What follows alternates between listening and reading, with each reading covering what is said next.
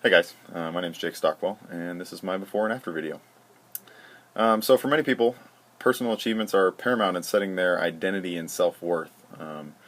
These people usually find out that their achievements highlight the failure to complete their task, and this is what happened to me, and what led me to pursue Christ. So I didn't really grow up in a Christian home, although there never really was a question whether or not God existed. My dad had grown up a Catholic, so oftentimes we'd say the Lord's Prayer at night. I never really went to church though. I've always sort of believed in a God, but I didn't really know what that meant for me until a little bit more recently. So before I knew Christ, I set my value in life equal to the quality and the effectiveness of the work I could do, and in the quality of my friendships that I could uphold as well. When things were going well, when I overcame some impressive task, when my friendships were going well, I felt great. I felt accomplished, and I felt worthy to the world. However, when I wasn't able to complete a task to my satisfaction, or when my friendships hit even the smallest bumps, my whole world seemed to spin out of my control. And the majority of time, this sort of broken world was the reality. I couldn't really keep up with the failure. I was constantly trying to fix it, and I was unsure of what to come of me if I were to not be able to fix it. I was unsure what my future held. I was unsure how my friends felt of me, and I was unsure if I was really worth anything to the world. And each failure, one after another, gave myself sort of an excuse to beat myself up. And although I didn't recognize it at the time, I remember now feeling, low in even the most joyous of times, Christmas. Things that should be super fun.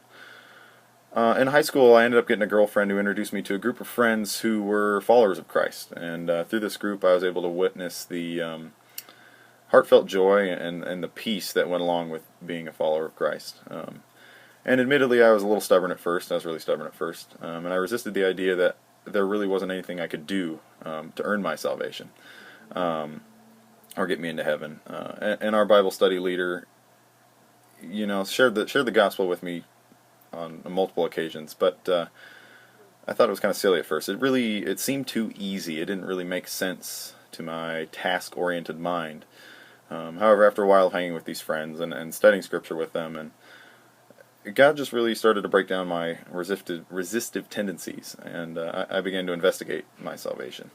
And choosing to resist the reality of Scripture I'd been reading was a little tough. I couldn't really wrap my head around the enormity and the completeness of Christ's incredible love for us, and I had a hard time comprehending that His love trumps any accomplishment that we may get, and it makes us more complete than any worldly relationship can.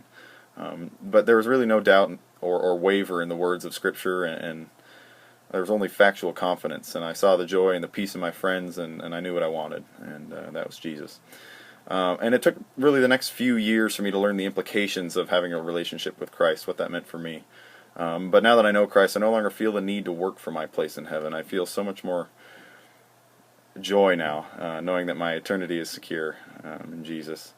And I feel the peace that Jesus brings. I feel secure knowing my best friend will never leave me and never waver, and any transgressions against Him are wiped clean, thanks to the one who gave it all, and that's Jesus. And I know I'm worth it to God now.